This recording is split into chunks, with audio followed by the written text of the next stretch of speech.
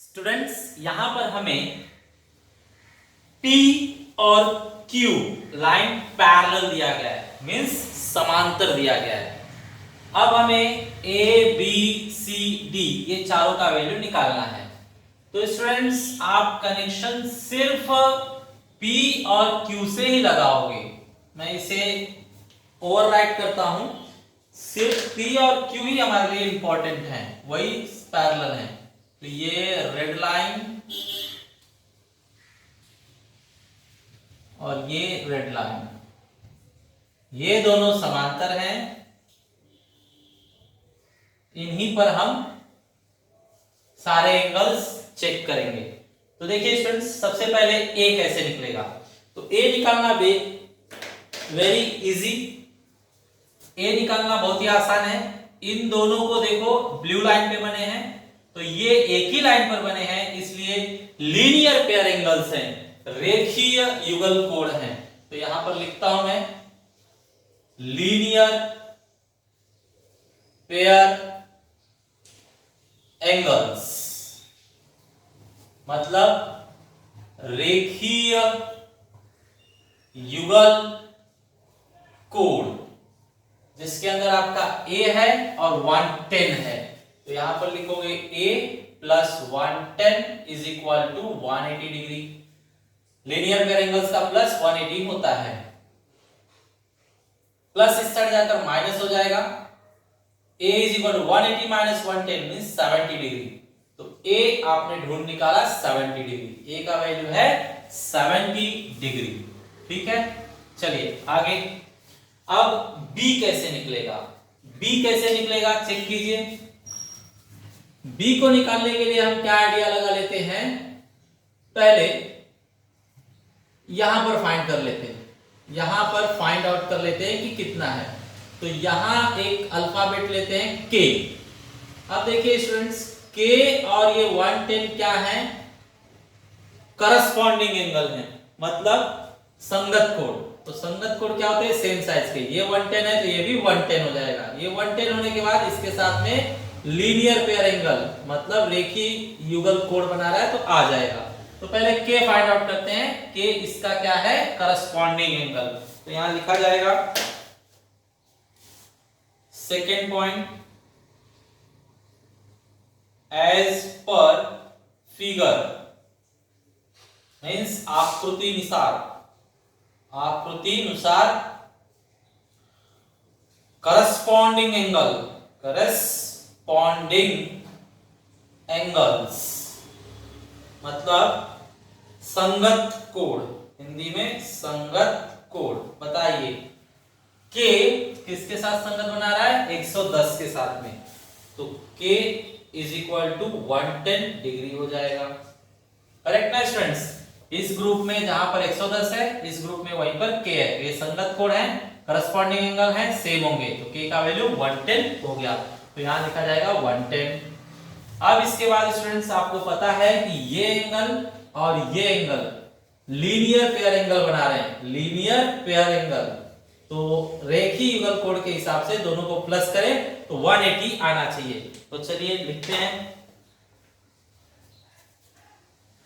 Third point, linear pair angles, रेखीय युगल कोण। बताइए स्टूडेंट्स कौन कौन, B और K एक ही लाइन पर बने हुए हैं, तो B और K को प्लस करने पर 180 डिग्री आना चाहिए। जिसमें B मुझे नहीं पता है लेकिन K पता है। K कितना है, 110 इस तरह आकर माइनस हो जाएगा। So B is equal to 70 degree. B हमें मिल गया 70 डिग्री, करेक्ट। अब चलिए C के लिए। C देखिए स्टूडेंट्स, ये और ये संगत कोण है ना, आपस में संगत कोण है। इस ग्रुप में जहां पर 115 है, इस ग्रुप में वहीं पर C है, तो ये दोनों करस्पॉन्डिंग एंगल हैं, सेम होंगे। वो 115 है तो ये भी 115 होगा। लिखा जाए करस्पॉन्डिंग एंगल्स, हिंदी में संगत कोण कौन कौन से सेम होंगे? C और 115। तो C का वैल्यू मिल गया हमें 115। लास्ट स्टेप स्टूडेंट्स, लास्ट में हमें D चाहिए। तो D आप देख रहे हो इसके साथ में क्या है? रेखीय युगल कोण बना रहा है, रेखीय युगल कोण। तो इनका प्लस 180 डिग्री होना चाहिए। तो यहां पर मैं लिख रहा हूं लीनियर पेयर एंगल्स, मतलब रेखीय युगल कोण। अब उनको प्लस करके दिखाइए 115 और डी को। 115 प्लस डी बराबर क्या होना चाहिए? 180 डिग्री। तो d is equal to 180 minus 115। तो d का वैल्यू कितना आ रहा है? 65 डिग्री आ गया। फाइनल आप आंसर लिखना चाहें तो आंसर भी लिख सकते हैं। आंसर लिख दिया जाए। आंसर एंगल ए कितना आ गया? Angle A 70 degree. Angle B कितना आ गया? Angle B 70 degree. Angle C कितना आया? 115 डिग्री। एंड एंगल डी कितना आ गया आपका? 65 डिग्री। इस तरह से हमने चारों एंगल के वैल्यू निकाल लिए। ओके स्टूडेंट्स, ये आपका क्वेश्चन नंबर 3 है। इसके अंदर देखिए रेड लाइन भी पैरेलल दिया हुआ है और ग्रीन लाइन भी पैरेलल दिया हुआ है। ग्रीन मींस L और M पैरेलल है, red means N and P भी पैरेलल है, मतलब समांतर है। तो हमें A B C के वैल्यू निकालने हैं। A B C के वैल्यू निकालने के लिए एक सिर्फ हेल्प दिया इन लोगों ने यहाँ पर 45 डिग्री। इस 45 के हेल्प से ये सारे A B C निकालने हैं। तो अब बताइए स्टूडेंट्स, ये जो 45 है, अगर यहां पर मैं K लिख दूं K, तो ये दोनों क्या होंगे? करस्पॉन्डिंग एंगल, संगत कोण। फिर K से ये भी आ जाएगा, ये भी आ जाएगा, फिर B से ये भी आ जाएगा। तो यहां पर एक एक्स्ट्रा K निकालना जरूरी है। तो बताइए ये दोनों किस टाइप के हैं? करस्पॉन्डिंग एंगल, संगत कोण। तो यहां पर लिखा जाए करस्पॉन्डिंग एंगल्स। करस्पॉन्डिंग एंगल्स मतलब संगत कोण। संगत कोण कौन कौन से? K and 45 degree. तो ये K का वैल्यू 45 डिग्री हो गया। नेक्स्ट स्टूडेंट्स, अब हम क्या करते हैं? A का वैल्यू निकाल लेते हैं। A का वैल्यू निकालने के लिए लीनियर पेयर एंगल, ये K और ये A एक ही लाइन पर है, तो इन्हें लीनियर पेयर एंगल कहा जाएगा, रेखीय युगल कोण। और इनका प्लस कितना होगा? 180 डिग्री। ठीक है, तो यहां पर लिखिए लीनियर पेयर एंगल्स, मतलब रेखीय युगल कोण। दोनों का प्लस 180 दिखाया जाएगा, जिसमें K हमें पता है 45 डिग्री, 180 डिग्री, 45 उस साइड जाकर माइनस हो जाएगा। तो ये आपका आ रहा है 135 डिग्री हो गया A के लिए। करेक्ट स्टूडेंट्स, A का वैल्यू आ गया। कितना आ गया बताइए? 135। अब 135 के लिए ये क्या है? शीर्षाभिमुख, और ये क्या है? एकांतर कोण। तो शीर्षाभिमुख से B भी 135 होगा और एकांतर कोण मींस अल्टरनेट एंगल से C भी 135 ही होगा। तो 2 पॉइंट लिखकर हम B और C निकाल सकते हैं। तो लिखा जाए थर्ड पॉइंट, ये निकालने के लिए vertically opposite angles, vertically opposite angles, Hindi में शीर्षाभिमुख कोण। ठीक है स्टूडेंट्स, अब बताइए कौन कौन शीर्षाभिमुख में है? A और B। तो A और B सेम साइज के होने चाहिए। A पहले से ही 135 है, तो फिर B भी कितना प्रूव हुआ? 135। करेक्ट। अब फाइनली सी की बारी है। तो सी निकालने के लिए चेक कीजिए, ए और सी ये अल्टरनेट एंगल है, या फिर बी और सी संगत कोण करस्पॉन्डिंग एंगल है, इससे भी निकाल सकते हो। तो या तो आप करस्पॉन्डिंग एंगल से बता दो कि ये बी 135 आया तो ये भी 135 होगा, या फिर अल्टरनेट एंगल से बता दो कि ए 135 है तो सी भी 135 होगा। कौन सा लिया जाए स्टूडेंट्स? चलिए अब अल्टरनेट एंगल ले लेते हैं। By alternate angle, alternate angle theorem मतलब एकांतर कोण प्रमेयानुसार क्या होगा, ए और सी सेम होंगे। ये जिस घर में है उसके दूसरे घर में पास वाला नहीं दूर वाला लिया जाएगा। ये जिस घर में है उसके क्रॉस में देखेंगे तो ये अल्टरनेट एंगल बनता है, और अल्टरनेट एंगल मतलब एकांतर कोण सेम साइज के होते हैं। ए हमारे पास 135 है, इसलिए सी भी कितना हुआ 135 डिग्री। ये हुआ लॉक। अब लास्ट में आप आंसर लिख सकते हैं। आंसर लिख दिया जाए, आंसर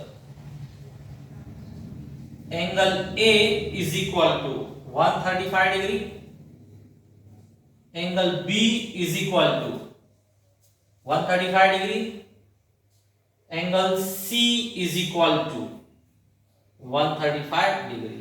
सबके सब 135 डिग्री ही आए हैं। ओके स्टूडेंट्स, इस तरह से ये थर्ड क्वेश्चन कंप्लीट हुआ। स्टूडेंट्स क्वेश्चन नंबर 4, यहां पर हमें बताया गया है कि एंगल एक्स वाई जेड और पी क्यू आर की साइड्स जो है आपस में पैरेलल हैं। तो सबसे पहले इसी बात को रिकॉर्ड कर लिया जाए। गिवन मतलब दत्त, क्वेश्चन में दिया हुआ है। क्या दिया हुआ है स्टूडेंट्स? हमें क्वेश्चन में दिया हुआ है X Y is parallel to PQ and YZ is parallel to QR. YZ is parallel to QR. Correct, parallel बात हमें क्वेश्चन में दी गई है। अब इसके बाद में हमें प्रूव करके दिखाना है कि ये दोनों एंगल सेम साइज के हैं, ये और ये। तो इनमें कोई कनेक्शन नहीं है स्टूडेंट्स, तो कनेक्शन डालेंगे हम पहले। तो कनेक्शन कौन सा यहां पर होगा? ये देखिए, ये एंगल, ये लाइन हम ड्रॉ कर देते हैं। ये लाइन ड्रॉ कर दिया आपने। अब चेक कीजिए, इन दोनों को ज्वाइन करने के लिए ये काम करेगा। करेक्ट, इसको हम नाम दे देते हैं ए। करेक्ट, अब बताइए स्टूडेंट्स, ये एंगल और ये एंगल संगत कोण है ना। जब ये दोनों पैरेलल हैं तो ये दोनों करस्पॉन्डिंग एंगल है, संगत कोण तो सेम होने चाहिए। और जब ये दोनों पैरेलल हैं तो ये भी करस्पॉन्डिंग एंगल होने चाहिए, ये भी दोनों क्या होने चाहिए? सेम। तो ये वाला भी इसको सेम है और ये वाला भी उसी को सेम है, तो आपस में भी सेम मान लिए जाएंगे। करेक्ट, तो चलिए लिख कर देखते हैं। तो फर्स्ट पॉइंट, पहले हम इन दोनों को पैरेलल उठाकर देखते हैं। xy is parallel to PQ, xy is parallel to PQ from first कथन 1 से। therefore corresponding angles, बताइए corresponding angle मींस हिंदी में संगत कोण। कौन कौन सेम होगा? ये और ये। इसका नाम XYZ और इसका नाम PAZ। वापस बताइए, इसका नाम XYZ और इसका नाम PAZ। तो लिखा जाए एंगल XYZ कॉन्ग्रुएंट होगा एंगल PAZ, करस्पॉन्डिंग एंगल संगत कोण के हिसाब से। ठीक है, अब आगे बढ़ते हैं। आगे स्टूडेंट्स इन दोनों को देखिए, ये दोनों इसके ऊपर और इसके ऊपर है। तो यहां YZ पैरेलल था QR, तो यहाँ थर्ड पॉइंट हम लिखेंगे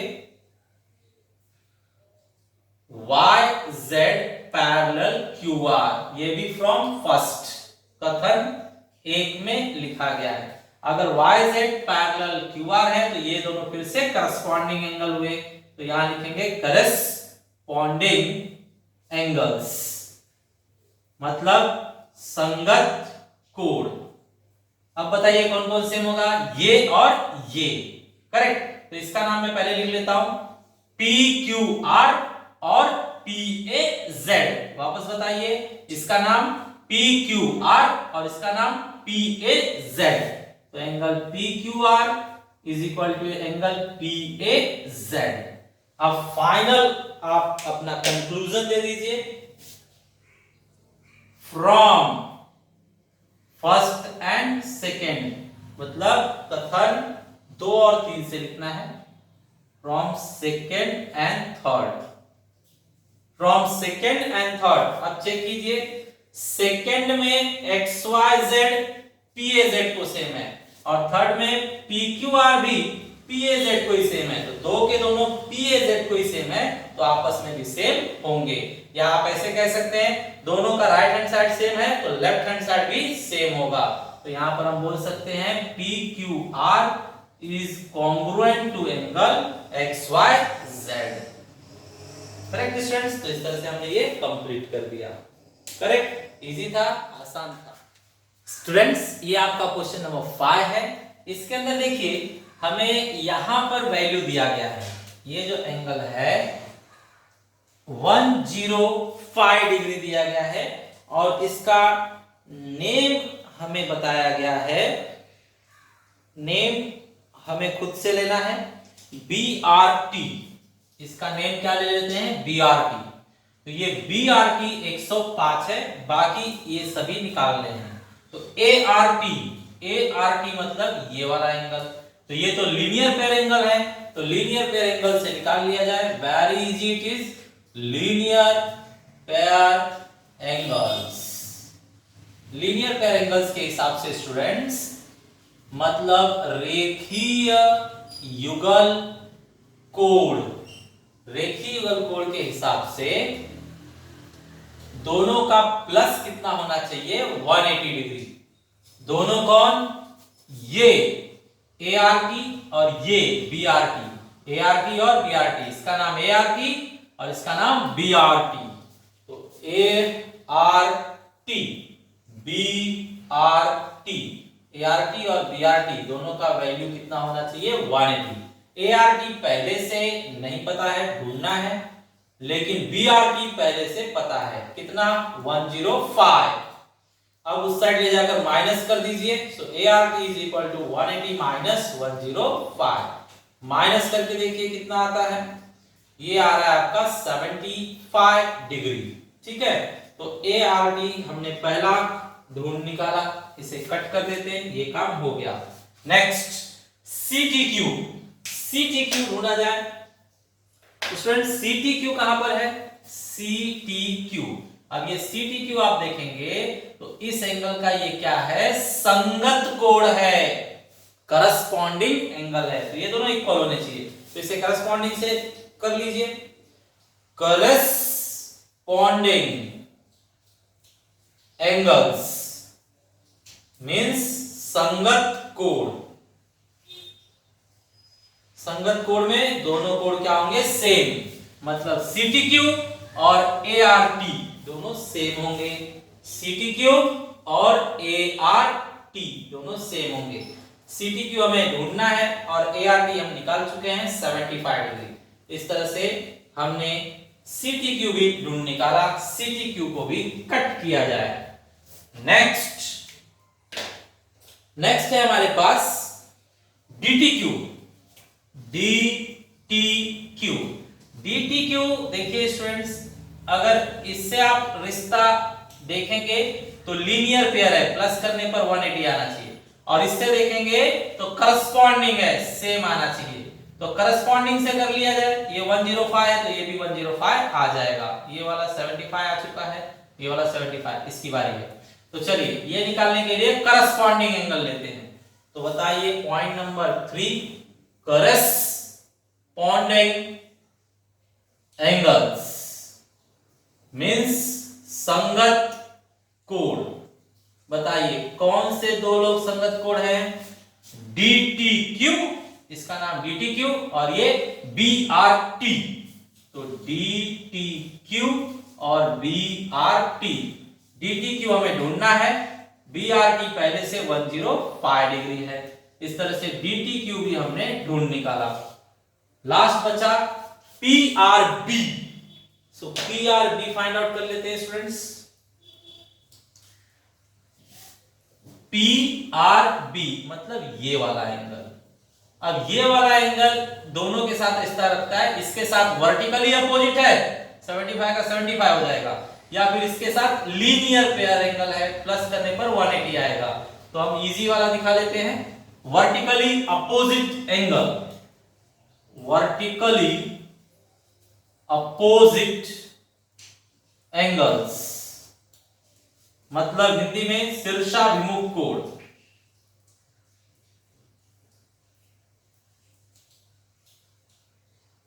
बताइए ये मतलब PRB और ये मतलब ART, दोनों सेम होंगे, PRB और ART। PRB हमें ढूंढना है, ART हमें पता है, ART हमने निकाला था 75 डिग्री, तो यहां 75 डिग्री लिख देंगे। इस तरह से PRB हमने ढूंढ निकाला, PRB भी खत्म। ओके स्टूडेंट्स, तो चार ही एंगल के वैल्यू निकालने थे, हमने निकाल लिए। ओके।